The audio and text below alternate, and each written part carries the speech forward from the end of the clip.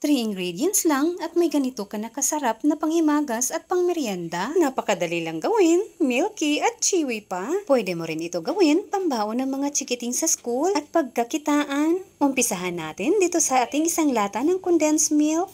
Once kumulo na, i-mix-mix lang natin hanggang sa medyo mag-sticky na. At pwede na natin ilagay ang isang pack ng crushed grahams. 200 grams po ang isang pack ng crushed grahams. I-mix-mix lang natin itong mabuti hanggang sa mapag-isa natin ang grahams at condensed milk. Huwag na natin ito tigilan sa paghalo. Once ganito na ang consistency, pwede na natin ilagay ang 2 tablespoon ng butter or pwede rin po ang margarine. Mix-mix lang natin hanggang sa matunaw ang ating butter. Once tunaw na ang butter, hintayin na lang natin na makuha natin ang tamang consistency. Gaya nito. Huwag po natin pasobrahan, baka maging bato. Charot! Ilipat lang natin dito sa ating lalagyan. Nag-brush lang ako ng konting butter. I-flatten lang natin itong mabuti para pantay at maganda rin tingnan.